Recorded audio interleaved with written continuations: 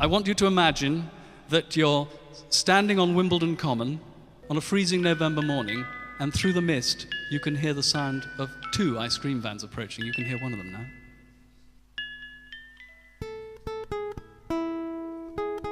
This is the other one.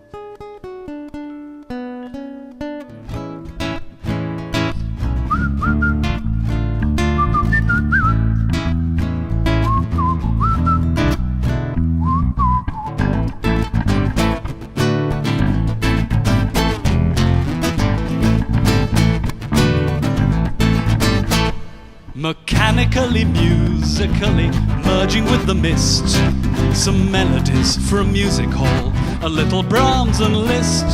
The ice cream vendor's signatures come crackling from the horn. It's freezing cold, it's autumn, and it's very nearly dawn. Two rival vans converging on the center of the park.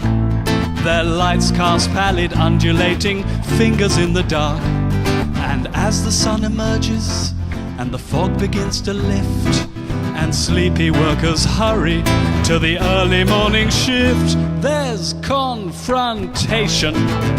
Yes, it's the bitter fight for market domination, supremacy in taste bud titillation. But the ice cream kingdom only has one king. The motor's moaning mingles with the gnashing of the gears. The gleaming bumpers curl and twist in chromium-plated sneers. The wagons meet, the headlamps glare, the smokestacks hiss and fume, and stunned commuters shudder as they sense impending doom. A door slides back and squeezes out the surliest of brutes, encased in jet black leather from his peak cap to his boots. His fat and muscle vie to make his shining armor rip, and in his hand he's brandishing his legendary whip. It's Mr. Whippy, more than a little overweight, but still quite nippy. You wouldn't want to give him any lip. He would rip you into shreds without remorse.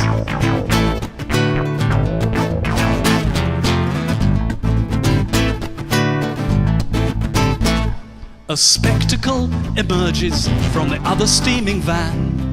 At first it's hard to tell if it's a woman or a man. The leggings fit like rubber gloves, the jacket looks like mink, with lacy frills, some ostrich quills, and all in shades of pink. His weaponry is honed to make his fierce opponents sweat. A fluffy feather duster and a large pink nylon net. His makeup is immaculate, his hair is neatly coiffed, and everything about him is celestially soft. It's Mr. Softy. In spite of 5-inch platform heels, he's far from lofty. They say his comb's just like a bendy gofty, which might have some connection with his name. The giant rooftop cornets catch the early morning light. Olympic torches held up to illuminate the fight, while down below the combatants gesticulate and gurn like gladiators waiting for the emperor's thumb to turn. One gladiator's got a black belt in some rare Chinese technique. One's glad he ate his Weetabix for strength without mystique.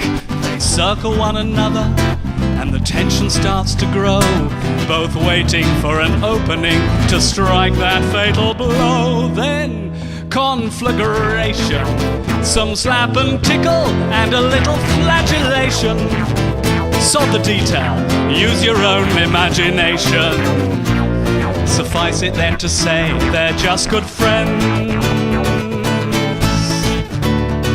A marriage made in heaven was a marriage made in hell, exchanging secret recipes they swore they'd never sell.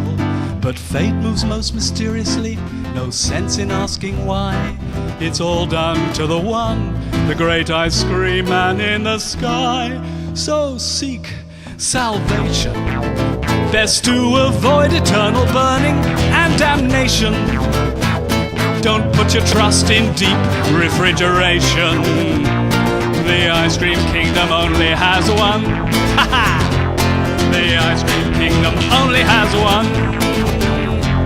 The ice cream kingdom only has one king and one cornetto.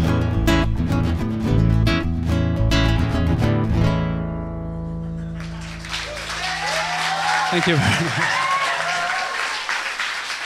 Les on bass, amazing. Pantomime bass, and William, thank you.